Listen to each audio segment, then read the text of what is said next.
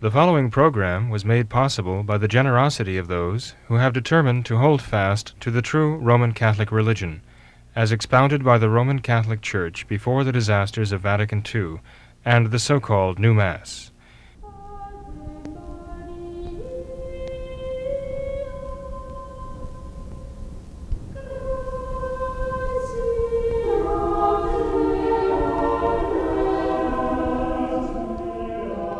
Hello, and welcome to What Catholics Believe.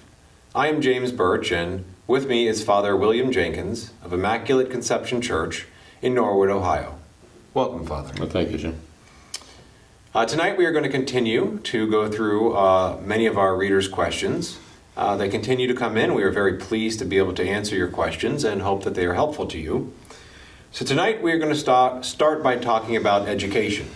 Our first question is about whether or not Catholics should send their children to public schools. And Father, maybe it would be good to break this question down a little bit because it presupposes some things. Is it possible for someone to, are there alternatives available, I guess, as well? And maybe you could explore that a little bit. Well, if there are alternatives, then definitely the Catholics should not send their children to public schools. They're government schools, is what they are. Government-run schools according to government standards, and the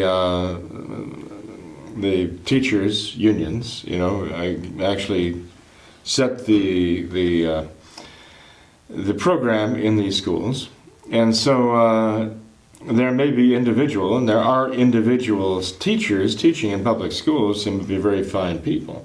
Some of them, maybe traditional Catholics, who really do have the best spiritual interests of their students at heart, but they're in a hostile atmosphere. And all of the politically correct programs are being foisted upon these poor, innocent minds. Well, at least at some stage in their life they're innocent, until they're corrupted by these evil influences.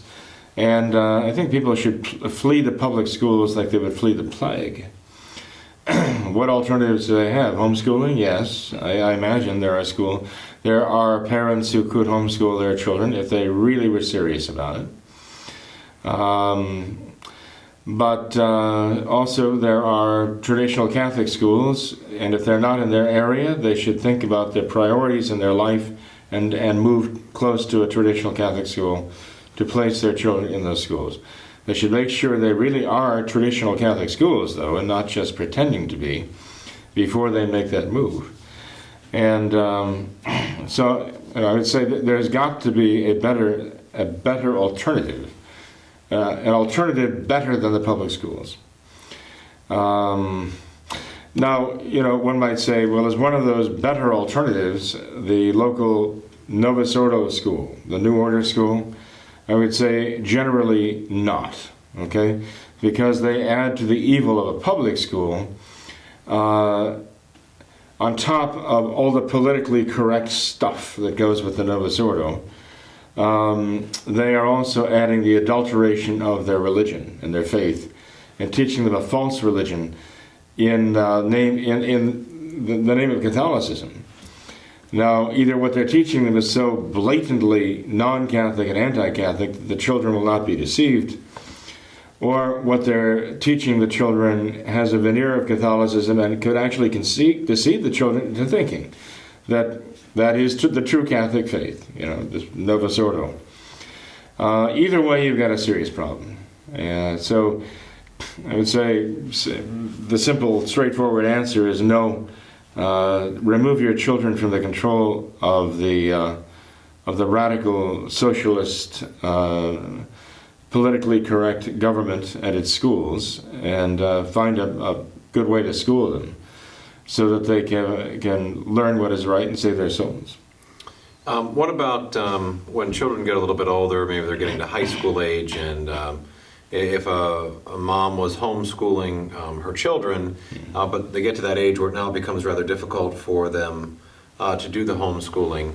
Obviously, you get classes, physics and chemistry and more advanced math courses that might be difficult for a homeschooling mom to be able to teach.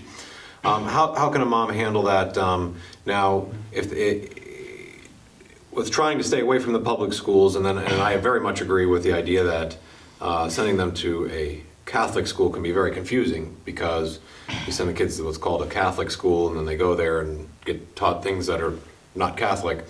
What about Protestant schools? You didn't mention that as a potential option if you found a fairly conservative school like that.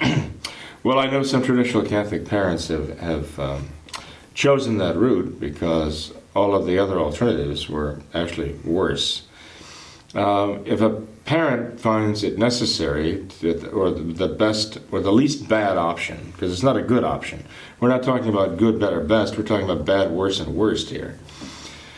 If a parent finds that the least bad option the parent has, realistically, is to send the child to a Protestant school, that parent would have to get some things straight with the administration in the Protestant school, that his or her child would not be proselytized, would not have to learn anti-Catholicism or anything contrary to his or her faith, not take part in any religious services of the Protestants, and the Catholic would have to be sure of that, would have to be constantly checking to make sure that the child was not being misled into a false religion.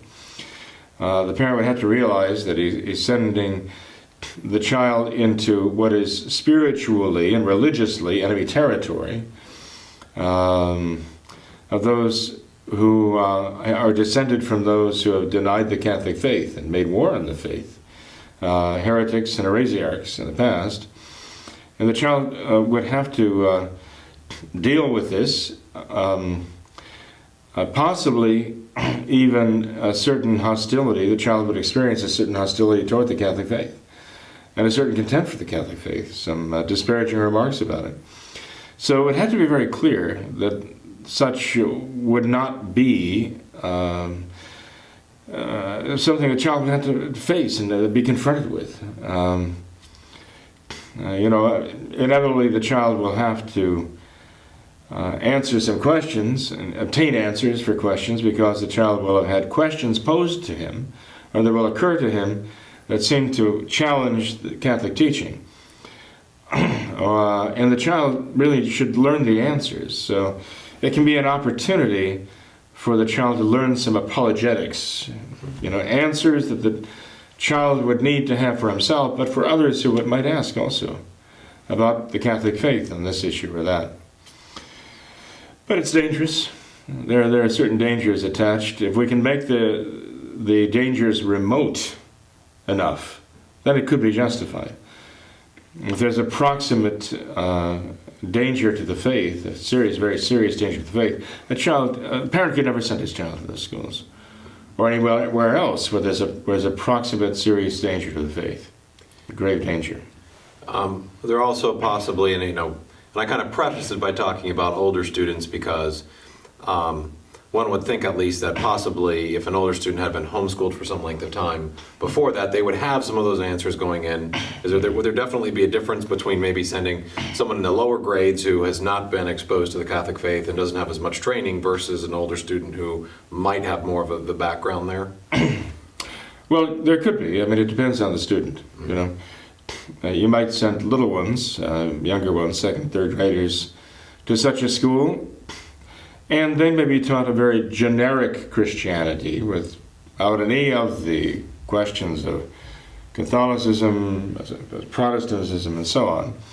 They might just be taught Bible stories, But if you had an older student who is going to a Protestant school, conservative, politically, maybe even morally, okay, but nonetheless adheres to Protestant doctrine, they may find themselves confronted with theological questions at that level. Mm-hmm.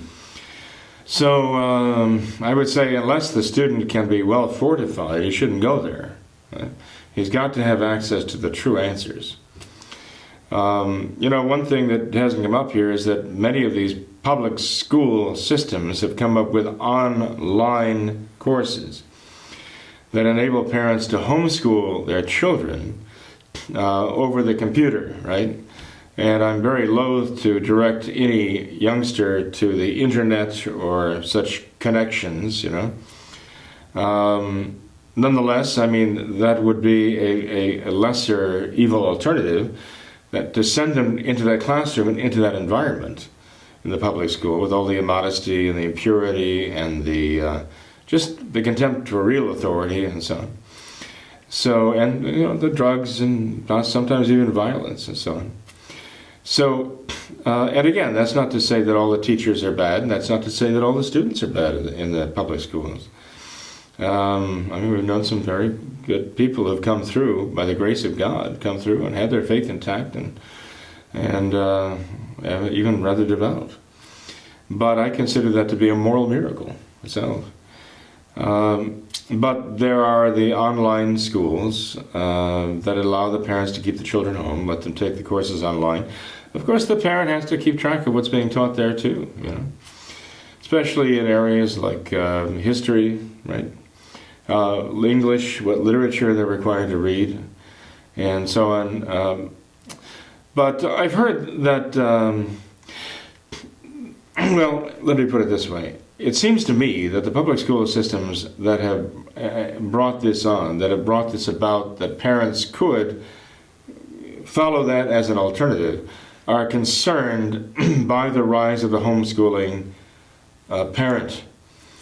And they're afraid of losing these students and the revenue that they get because of these students being enrolled in their programs at their public schools. And so they've actually invented these homeschool programs through the public schooling system to try to keep those children within the public school system somehow.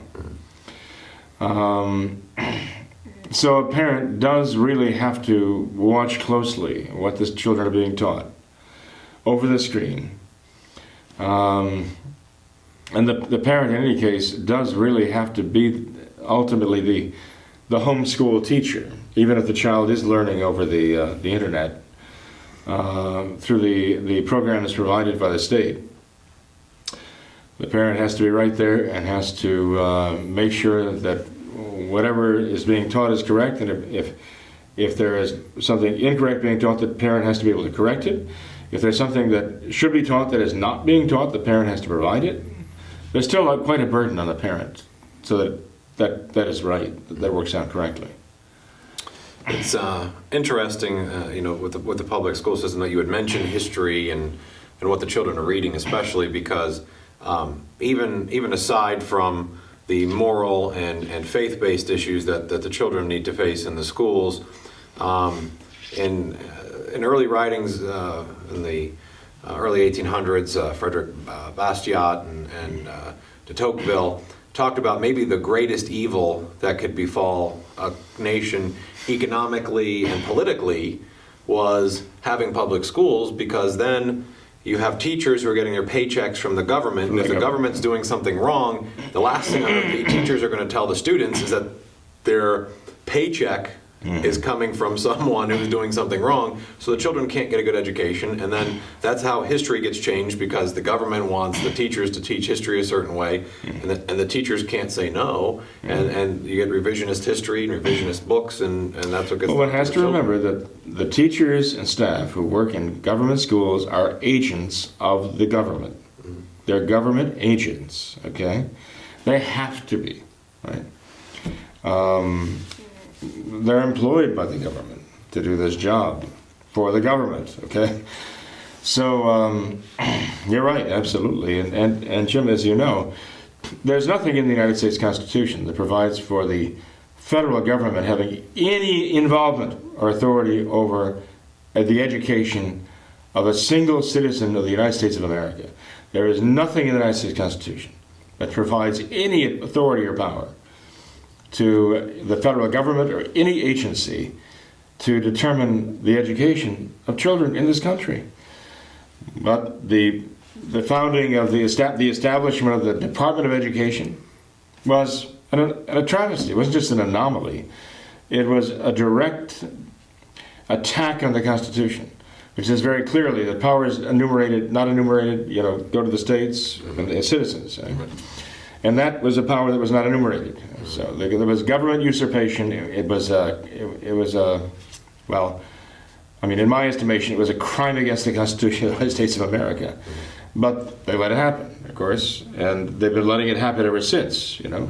Our Congress and all the rest has just been going along with the revolution and betraying the children into the hands of a federal bureaucracy.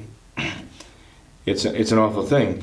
One thing, even if the parent, let's say, can find an educational program for his or her child, which is a good educational program, which provides the truth and not error, okay?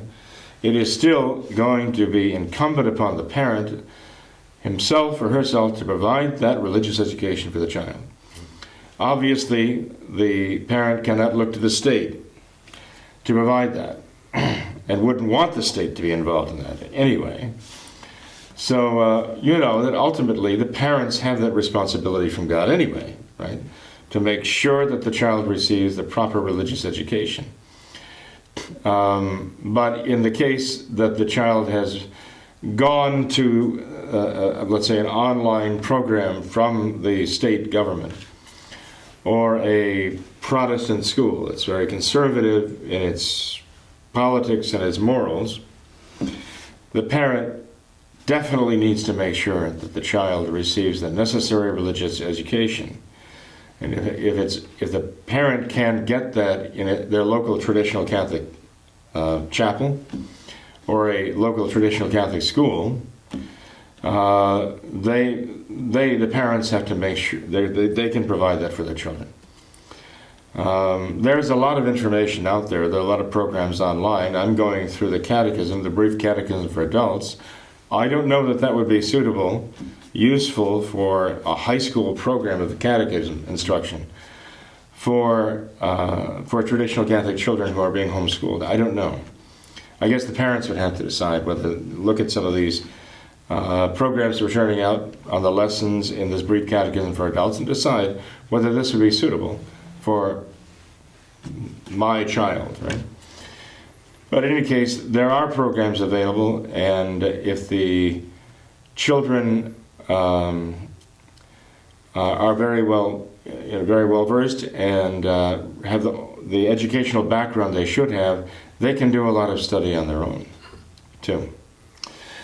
There are a lot of, I would say, conservative, I would have to call them conservative Novus Ordo homeschool programs also, okay? That, for the most part, a parent would find does provide the religious education that coincides with the traditional Catholic faith. But at the same time, these conservative Novus Ordo homeschool programs are going to be injecting Novus Ordo ideas about Vatican II, trying to dress them up in Catholic clothes and pass them off as traditional Catholic. The Novus Ordo popes and their pronouncements that don't openly differ and disagree with traditional Catholic teaching, these conservative Novus Ordo programs will be trying to invoke these. I see a real danger in that, right? Again, as I talked about recently, to think one can be traditional Catholic within the Novus Ordo is a tragic mistake, okay? So if a parent sees that, well, this homeschool program coming from this place or that is a conservative Novus Ordo program, could be useful for my child, those parents have to be very much on guard to make sure that their children don't get drawn into Novus Ordo thinking. Because the new order is modernism, and modernism is intrinsically evil and contrary to the Catholic faith. Now this is not a reader question, but it does involve some viewers, because we have viewers that are international in scale.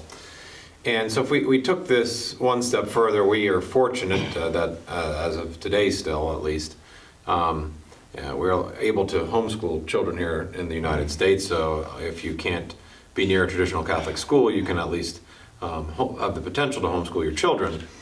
Some countries that's not a possibility though. Right. And the children have to show proof that they're going to a school of some sort, and the parents may not have the means of leaving that country for whatever reason it is. How far can parents go to try to shield their children from those types of schools? I mean, short of sending their children out of the country to get educated, can they, I mean, what can they do? I mean, at what point does it become that the state is actually creating unjust laws and the parents need to do something about it? Well, you know that some nations in Europe actually kidnap the children. Mm-hmm. They actually kidnap the children. They'll take them away at gunpoint, hold them, even for years, okay? From parents who want to homeschool their children, try to homeschool their children. It's a very evil thing. It seems strange. You know, at the same time, there's this politically correct and morally correct, frankly, rejection of National Socialism, Nazism. The fascist idea is very much alive and well in these modern European nations, some of them, when it comes to the education of children, that these nations, these governments think that these children belong to them, that they have prior right to these children over and above the parents. And this is a communist idea. Communist and fascist, any totalitarian government is going to assert this, that your children are not yours, they belong to us. The communist Chinese, when they took under Mao, right, back in the 1940s, it's one of the first things they did was assert their right over every single child, over and above the right of any parent, okay? To take the child away from the parent, because in destroying the family, and that was very hard in China, they thought that they would make the children and every citizen in that country have no loyalties but to the party. The party, all the loyalty must be to the party, Communist Party. And so when we find these nations of Europe now treating the children this way, that these children are basically simply creatures of the society, and they belong to the society in which they live. This means the government has absolute control over their education. This follows the John Dewey idea, right, to the nth degree. It's criminal. It is evil, okay? And there are parents in these European countries who are dealing with this right now. What can they do? Maybe they can't afford to leave the country. Maybe they can't afford to send their children outside their country to be educated. They're essentially prisoners in their own countries. They have to try to militate against this. They have to try to get legal forces behind them, right? They have to resist in every way this jackbooted totalitarianism that has asserted its power over their families. They have to protect their children to the extent that they can. They might find that the only way that they can keep their family together and retain their children in home is to accede to the dictates of the tyrant, the tyranny, by sending their children to these public schools or these government schools, whatever. But they have to be, again, very careful to deprogram their children as much as they can, okay?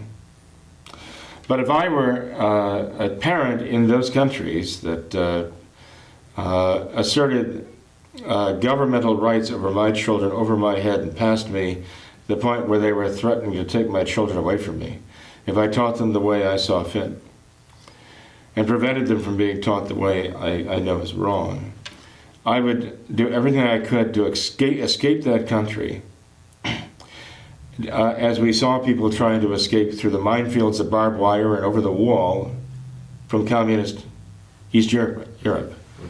I mean, you had people who were risking their lives and the lives of their families to escape from the tyranny communist domination there.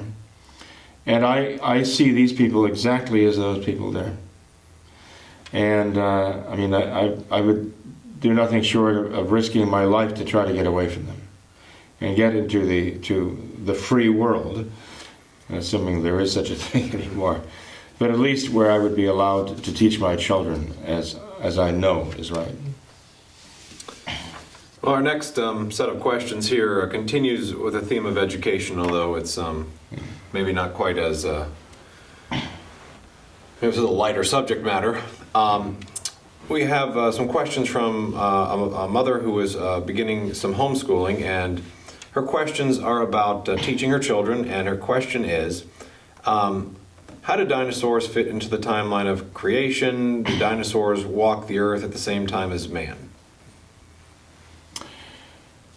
Yes. Okay. The evidence seems to show, and I'm no authority on the subject, certainly, but the evidence does seem to show the presence of human beings and the presence of dinosaurs together. Now, some would totally deny the existence of dinosaurs. Some would say that these are all fabricated, all these dinosaur digs and all the fossilized bones and so on, dinosaur eggs. Some would say that it's a complete fabrication, okay? I don't see that way. I see the dinosaurs as a reaction of nature to sin. And, but, you know, there is evidence that at least what I see is clear and incontrovertible evidence that human beings have left their unmistakably human footprints, even sometimes within dinosaur prints. Dinosaur tracks, and I don't see any possible reasonable explanation but that they coexisted. And one might say that you and I would be very ill-equipped to live in a world infested by with dinosaurs. But nonetheless, there is evidence, I understand also, that shows that we have devolved, not evolved. We have devolved in the sense that our physical powers are minimized compared with human beings who lived before. Even the Bible itself, Scripture talks about the giants, okay? And there are some rather strange things out there that I do not believe are fabricated. And I understand that measurements have even been taken on the stride of human footprints of, millennia ago that show that primitive man, so-called, okay, we don't believe in it the way they projected, the evolutionists projected, but I say primitive, I mean without all of our modern technology, could have run 40 miles an hour, 35 miles an hour. It sounds ridiculous today, I suppose. But it really gets back to this. Our faith tells us that when God created our first parents, Adam and Eve, He created them with a supernatural life of divine grace in their souls. He created them with the preternatural gifts. We're not due to them by nature, but they were gifts from God. A freedom from suffering, a freedom from death, infused knowledge, and so on. But their physical powers were far beyond anything that we know. And in fact, we see, not only in our own day, but we also see in previous generations, a tendency to come up with these superhuman powers and dream about them and fantasize about them. Our Superman, our other Fantastic Four or whatever else that they used to have, they give them these preternatural powers, physical powers, right?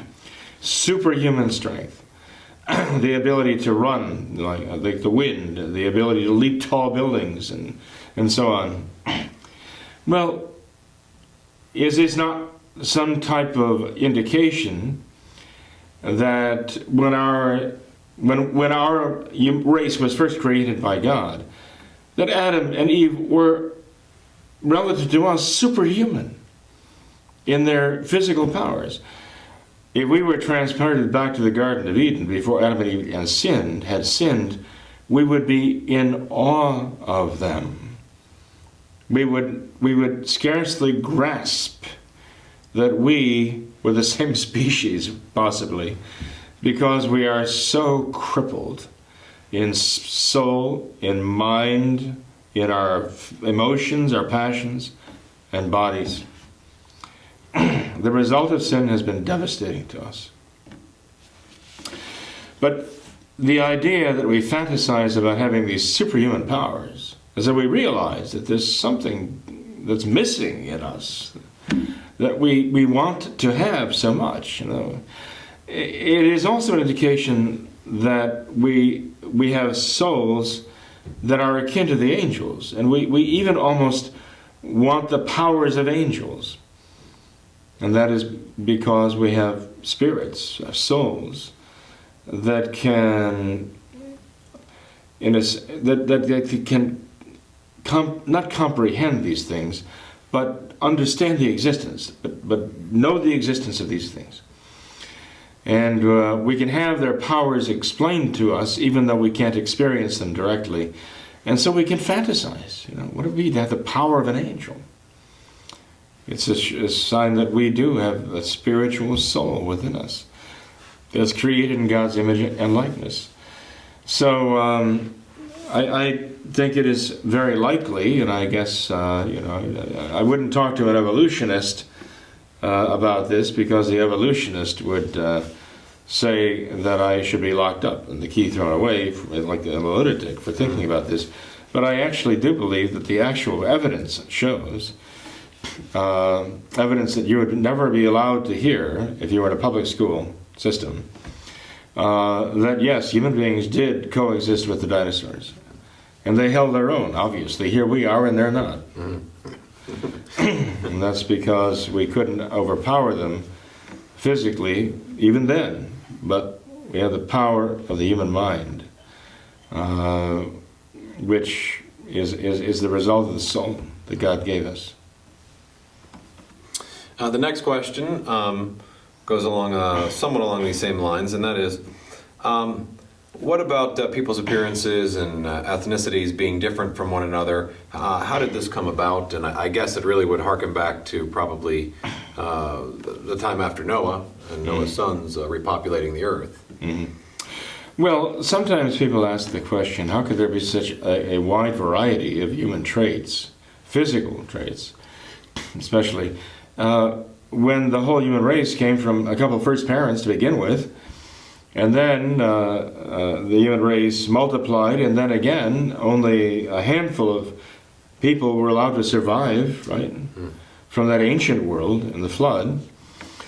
And so, but we find, the range of skin color from almost ebony to almost albino, right, or downright albino. And we find, the tall and the thin, and the bald and the hairy and all the rest. We find all these traits here. How can that be? Especially now that we understand the genetics of all this. Well, I think it is perfectly orthodox, both spiritually and scientifically, and there can't really be any contradiction between the two, because they both come from the same God. It's all truth, right? To say that when God created our first parents, Adam and Eve, the human genome was complete.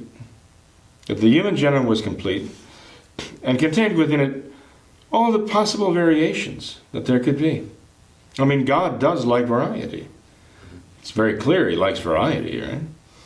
The flowers haven't sinned, right? But we find a tremendous variety. So that God could endow Adam and Eve with this fullness of the human genome and all the... I mean, you and I both have genetic traits that are not being expressed right now because our genes as such are not expressing these traits. As we go through life, we do that. As we go through life, and as we're born in infants, there are things that are going to develop in us that are not active yet. but they're implicit. They're what do we say, latent, okay? And then as we grow in certain set times in our lives, then those genes begin to express themselves and things happen to us, the changes come over us. We develop what was not developed before. Now, if we see that in our everyday experience, and every one of us experiences that in his own life, I don't see why that would be in any way problematic to say that the entire race could experience that from just the human gene that we find God instilled in Adam and Eve to produce their physical bodies with all of the characteristics they had, and then from there to have a natural development so that you would have all the races develop from that single genome. I think it's perfectly possible. One person actually I'd like to talk to about that would be Francis Collins. Francis Collins is a real scientist, and not one of these evolutionary, what should I say, evolutionist agents who've adulterated science with their ideology. Call them evolutionist ideologues. Francis Collins does believe in God, and he believed that his study in the human genome was revealing to him the blueprint in the mind of God for man in his physical, the physical part of his nature. Francis Collins has written at least one book on the subject. He's probably written several books, and very revealing from the standpoint of someone who has a faith, a faith in God as creator. He even had a in-print debate with Richard Dawkins, and Richard Dawkins obviously had a certain admiration for Francis Collins. Even at the end of the debate, Richard Dawkins made a concession. He said, well, maybe there is a God, but if there is, he certainly isn't the Christian God. Mm-hmm. He is not the God that Christians believe in, because he finds that unacceptable, okay? That's Zosbrock, Richard Dawkins, the man who claims to be a scientist, but he rules out even the hypothesis of the God of the Christians being real because he finds it unacceptable. Mm. Well, so that's their approach to evolution, too. Mm. Whatever is contrary to their pet theory of evolution, they simply find it unacceptable. But in any case, as I say, I'd like to talk to Francis Collins about this because Francis Collins was the scientist who headed up the team, the worldwide team. I understand that at its height there were 3,000 scientists around the world who were working on this project under the leadership of Francis Collins to decode the human genome. That's a monument of science, real science. And Francis Collins perhaps has the most in-depth understanding of the human genome, I guess, of his generation. One thing in his book that I found problematic, even though I didn't really know the science of it, but I found problematic that he claimed that there is evidence for evolution, even macroevolution within the human genome. Because he said there are there are links in the human genome that are inherited from previous species from which we've developed. So there's a lot of junk DNA, as they call it, that serves no purpose. And my thought was, at the time I read this, how does Francis Collins know that DNA link there, whatever you want to call it, that length of DNA, serves no purpose? We just don't know what it is yet. Is it not possible that it serves a serious purpose? It's just not expressed at this moment in life, or it actually does serve a very serious purpose that we just haven't identified yet. And lo and behold, it has come out that what was thought to be junk DNA actually does serve a very important purpose in our genome. So it's not an argument that we inherited as a leftover from the time we were frogs. So anyway, I do nonetheless have a great respect for Francis Collins as a scientist, and it'd be interesting to pose the question to him, where did this great diversity within the human species come from biologically, with the understanding that we all descended from common parents.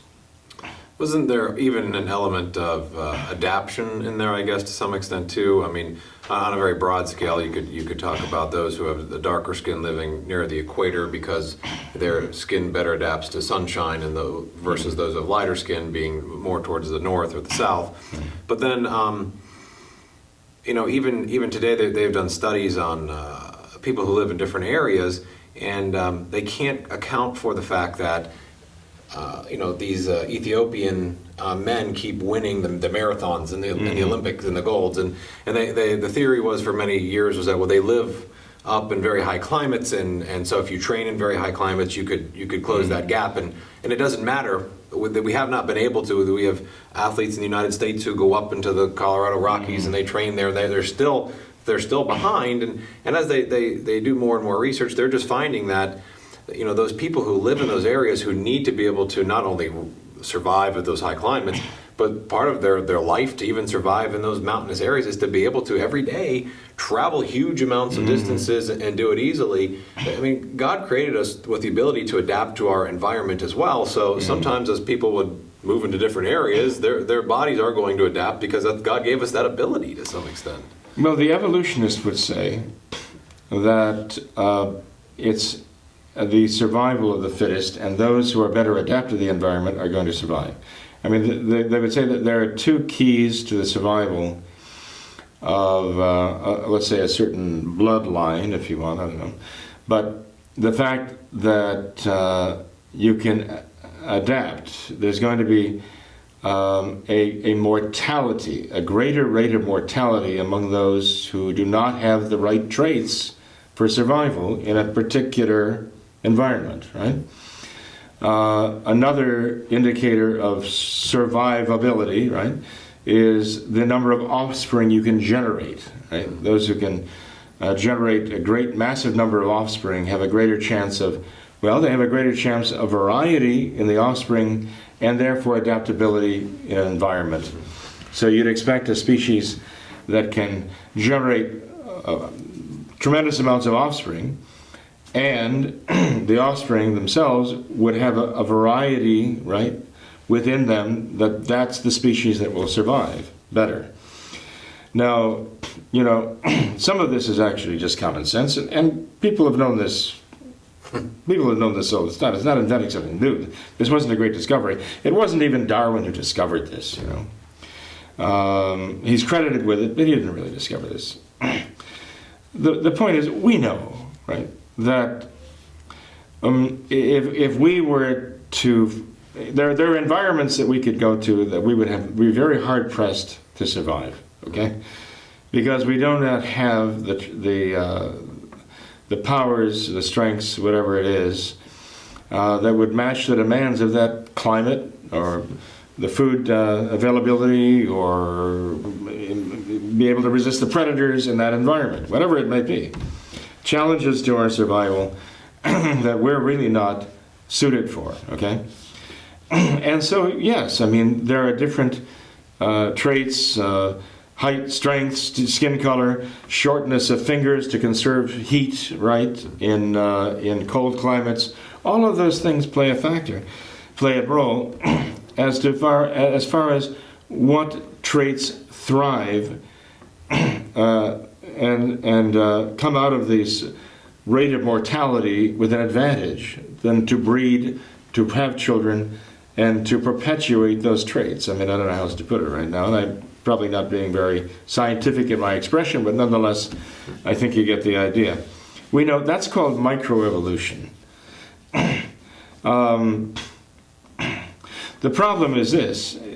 It's not that we don't know that those human beings who live up in northern climates have certain traits characteristic that are just really, if not ideal, suited, all right, to live in that climate, to survive in that climate, to have children in that climate, to pass on those traits to future generations in that climate.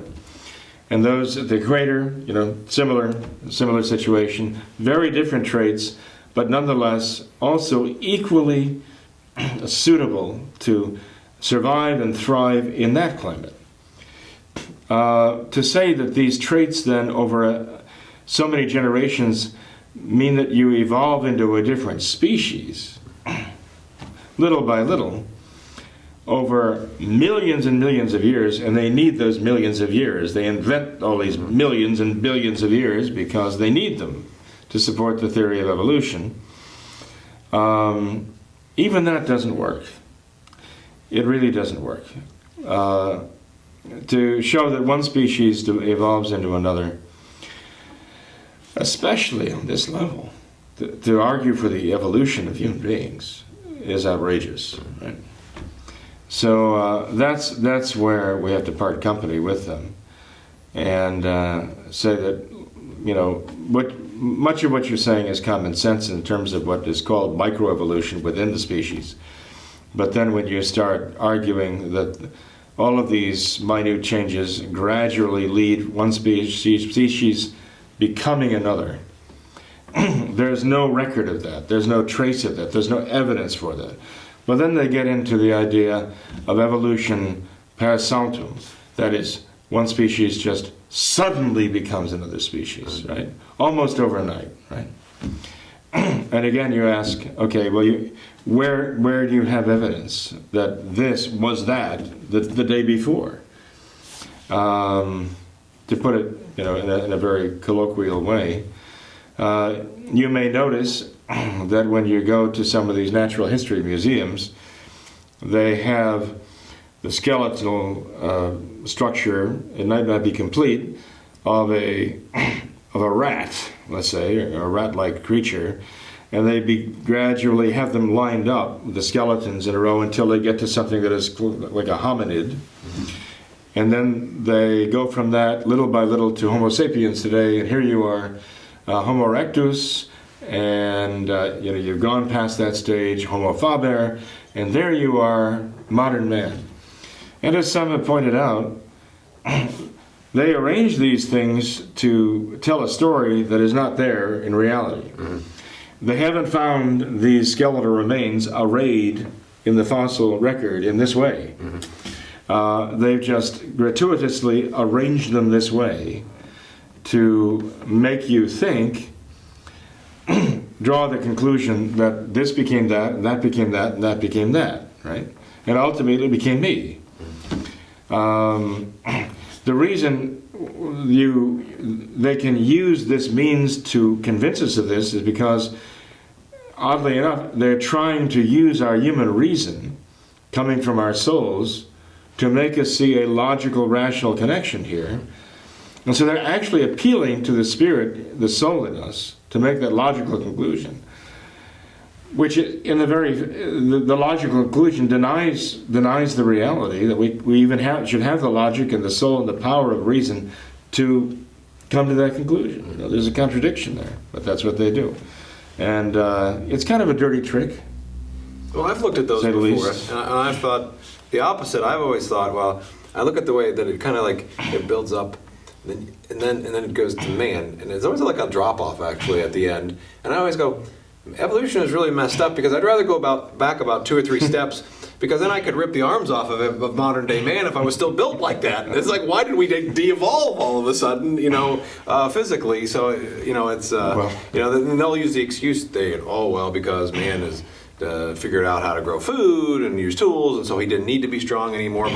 But in their timeline, man has only been around for a few thousand years, not the millions and millions even that they've talked about. So the de-evolution took place really fast, all of a sudden at the end. They've also come up now with different strains of man. Now we have Denisovan, I think they have, and the Neanderthal, and we interbreeded, but we weren't the same species really, and they come up with humanoids and hominids and all the other stuff. It's amazing what their fantasy can do with this, But it really is just fantasizing. But, I mean, we can go really off on the tangent, following their tangent. But we have to be very careful about that. Pope Pius XII, in Humanum Generis, said that, look, as far as physical evolution, I mean, there's nothing from the spiritual level and the level of faith to say it is impossible, could not have happened. He says that has to stand on its scientific merit. It doesn't stand very well today. It doesn't stand as well as Homo erectus, certainly, who needs help being propped up there. But he says you have to, in the face of all this theorizing and fantasizing, a Catholic has to always remember there is an immortal soul created by God in his own image and likeness, and instilled in human beings, and that there is moral responsibility for good and evil, the decisions we make. There's heaven, hell, as the consequences of our decisions to be faithful to God or unfaithful to him. There is sin, and he said that basically you have to understand the Catechism is all true, and that none of this scientific theorizing or fantasizing, which amounts very much to basically science fiction these days, can in any way impugn the truth in the Catechism, in the Scriptures. That is the truth, the whole truth, nothing but the truth. Anything that would contradict that is false.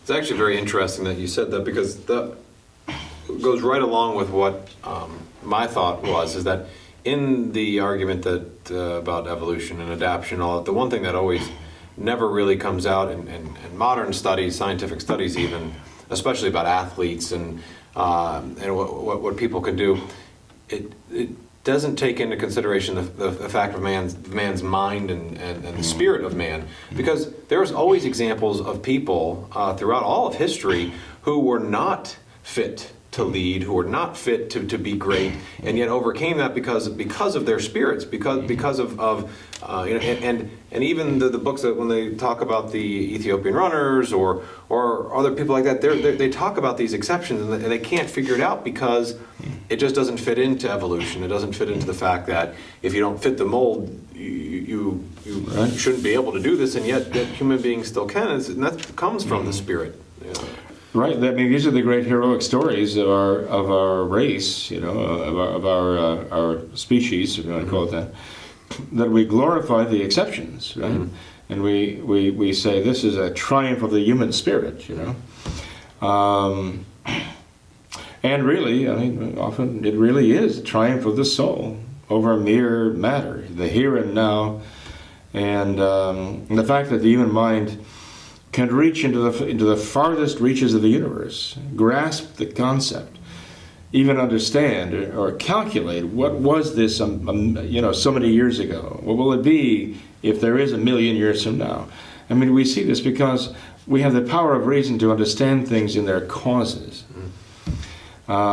which enables us not only to understand the past and even the future, project the future, which enables us to go beyond the length of our arms or the how far our eyes can see, but build instruments that enable us to see into the vast reaches of space. We can see, we can look there because we've expanded our powers of our eyes and our ears, our touch and all that so amazingly, right? But the fact is that we can understand the purpose of these things. And we are purpose-driven. That's not just some structure of dendrons in the brain or axons in the brain, whatever they want to call them. Sure, I mean, in the brain we find brain structures that correspond even at times to spiritual things. That you can force the brain to experience like an out-of-body sensation and so on and so forth. And some people say, well, you see, that's the foundation of all religion. They say, well, we're hardwired in our brain, to believe there is a supreme being who made all things, to believe there is a God. And some people say, you see, that just proves it's an accident of evolution. It must provide some evolutionary advantage, but it doesn't correspond to reality necessarily. It's a beneficial illusion that we have. But the fact is, our faith would teach us, well, of course, to go along with the human soul, there has to be a brain that is made for that soul and the powers of that soul. So you would expect to find in the brain physical components that would correspond to the powers of the soul. And that doesn't explain the powers of the soul, doesn't explain them away. Quite the contrary. It explains why those things are there, why they are in the brain. And so, I mean, that in itself is an argument for the spirituality of man, the presence of a human soul. Well, we've come a long way from, the coexistence of dinosaurs and human beings, of course. But again, I think all of it is important for us to grasp, okay? So we don't fall into the archaeologist's pit and be excavated there as some kind of fossil, with the complete misunderstanding, false understanding of who we are. It is not Darwin who has the power to tell human beings who we are. It is God who created us. We find that answer in sacred scripture, especially in the words of our Lord in the Gospels. And anybody who would try to promote a contrary idea, I mean, that's the anti-gospel. Anyway, the modernists in the Vatican, to get on another subject, have now conceded to evolution. They've conceded formally to evolutionism, and that's a tragedy. But that's what modernism does, because modernism wants to subject everything to evolution, the rules of evolution, even religion, even faith. They want to say is an evolutionary phenomenon. It's an evolutionary process. So they've conceded the truth of evolutionism, actually. And it's a horrible thing to witness that they've almost basically sold their souls. I don't know how else to put it. They've actually almost sold their souls. Well, Father, the final question pertaining to education that we have tonight is, how did, well, and this could pertain to any group of people throughout the world, I guess, but how did the Native Americans get to the Americas? Greyhound. Right? Well, I believe it or not, I wasn't there at the time. Okay, I may look old enough, but I wasn't in on this. Okay, I wasn't even coexisting with dinosaurs when in my youth. Okay, it might look that way, but it's not true. So I can't tell you from personal experience how it happened. But I think there are some interesting events that have happened as we see peoples tying tree limbs together and floating a long way. I mean, we're still trying to do that in kayaks and rowboats and styrofoam rafts and all the rest. We're still trying to get across the oceans, So, if we look back, even in our own history, since our Lord came into the world, and we look at the odysseys of human beings and what they've done, their travels, it's phenomenal what they did. In those little glorified rafts that they were floating around in out there in the oceans. My goodness, talk about faith, talk about courage, what these women had. And I heard the name Brendan the Navigator mentioned recently. And there is evidence that he came from Europe and went through Iceland, Greenland, the shores of North America, down the coast of North America. I mean, these were real explorers then. For them to have traveled from one continent to another, even separated by vast, distances over open water, for them, that is not beyond their power to do that. They were survivors. They knew how to survive. They knew how to live in the world. They were not like us. take away our latte, right? And we're lost, okay? I mean, we need all the amenities to survive. We can't imagine surviving. The younger generation growing up today, they can't imagine survival without... Well, there's the joke about how people now, they'll leave their house and they have to go back because of something that didn't even exist 25, 30 years ago, because they forgot their cell phone at home, right? You can't go out without your cell phone now. You've got to have that. Right. You've got to have the electronic leash wherever you go, because you're not really connected. You're completely isolated, right? It's as though you've been buried alive without that thing, because you can't communicate with anyone. So, yeah, I mean, it's so true. It's scary. I mean, some people go into the shakes when they get disconnected from these things.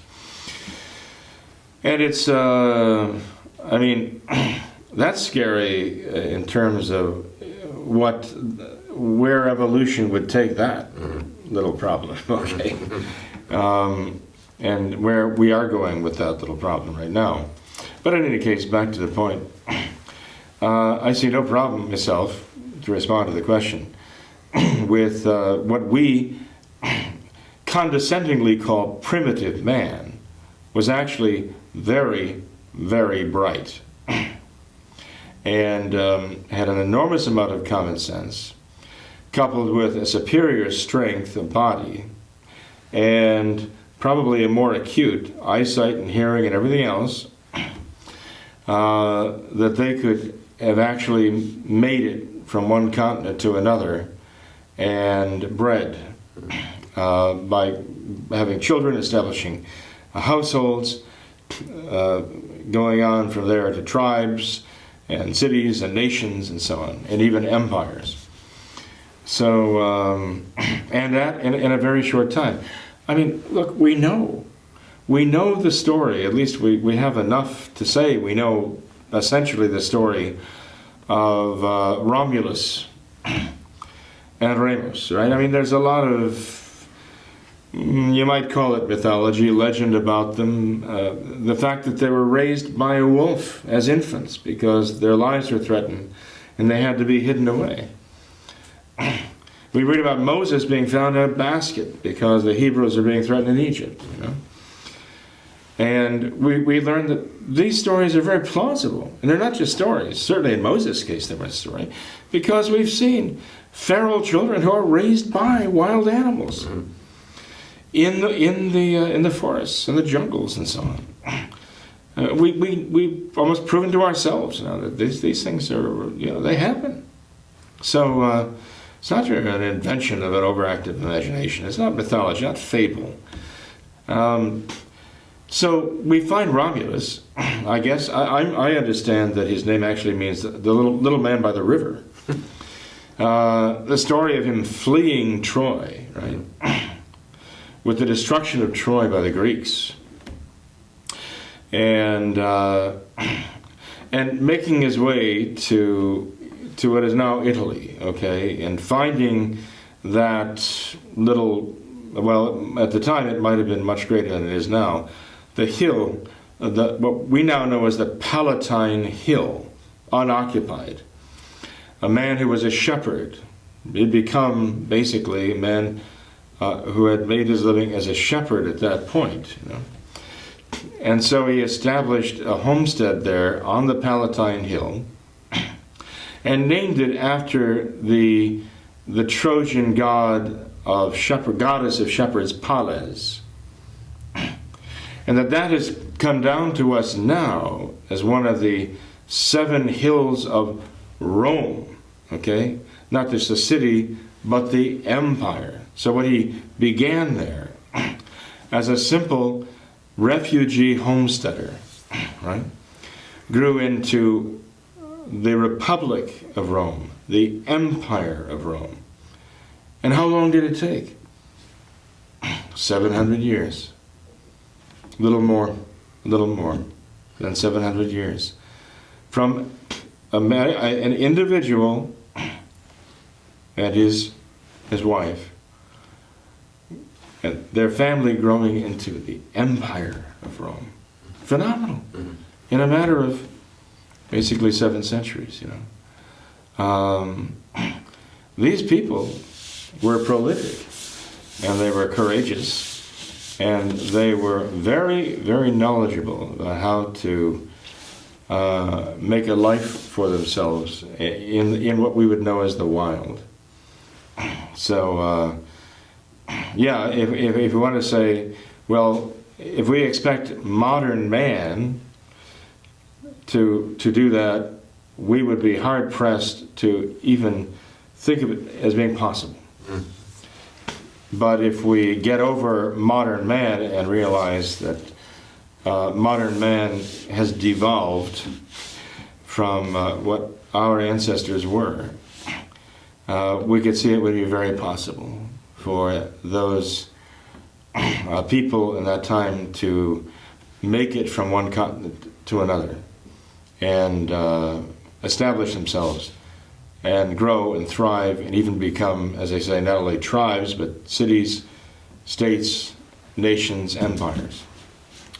Well, I mean, even just talking about navigation, am I remembering my history right that it was a Captain James Cook who had made it around the Horn of Africa at some point? That was considered such an amazing feat in those days 500 years ago. But now we've discovered, pretty hard evidence that thousands of years before that, the ancient Egyptians sailed out of the Mediterranean all the way around Africa and back down the Nile River, back all the way to their starting point in Egypt, thousands of years before, maybe even right around the time when the Israelites would have been in Egypt. Mm-hmm. So, I mean, for them to have pulled off a feat like that thousands and thousands of years ago, I mean, man could have made it all over the world for sure. There's no doubt about it, Jim. No doubt about it. The ancient world has its secrets from us. I mean, there are reports in the ancient world that perished with the burning of the great library in Alexandria that we can only speculate about. There are so many mysteries of the ancient world that we have not, with all of our technology, been able to reproduce. So, as I say, I mean, I consider that to be a real argument for devolution. Mm-hmm. And we tend to exalt ourselves because of our technology, which is wonderful. But all of that, basically, these are all crutches to supplement our very limited range of vision, thought, hearing, touch, and so on. And we've lost the ability to think deeply. Take the arguments of St. Thomas Aquinas, the Quinque Viae, in which St. Thomas demonstrates the existence of God as a rational necessity. Okay? How many people today can even begin to understand what you're talking about when you propose these to them? It's like they can't grasp this at all. To them, it is complete nonsense. But it's not nonsense, we know, because it is nonsensical. To them, it's nonsense because they do not have the intellectual capacity to understand even the basic idea that you're trying to get at. Their minds can't reach that far. You're running and they're crawling. St. Thomas Aquinas, anyway, was mentally an athlete running, and they're hardly in the stage where they can even roll over anymore intellectually. So it's just so pathetic to hear a modern today dismissing the 5 ways of St. Thomas, the arguments proving that rationally there's a necessity of a supreme being who made all things, who's the foundation of all, the unmoved mover, the necessary, the first cause, and all the rest. And they scoff at this. Or sort of like arrogant teenagers scoffing at what their elders are telling them, because they just don't see it. They can't see it yet. Well, hopefully people will grow up and they will see it someday. But at the rate we're going, we don't see a lot of evidence, a lot of signs of that happening soon. Well, that's why it's so important that we get back to the spiritual aspect of things and prayer, because it's all through God that we can get back to an understanding of what true reasoning is and who we are. Right, exactly. Right. Well, Father, I thank you very much for your thoughts tonight. I thought not only was it some very nice answers about education, but even about evolution and man's general nature tonight. And I appreciate, and I'm sure our viewers do very much, your input in all of that as well. Well, thank you, Jim. It'd be good sometime to even go into more of the Catholic philosophy of education, for that matter, because we spent a lot of time tonight talking about the errors and the atrocities committed against true education to try to prevent true education from coming to our children.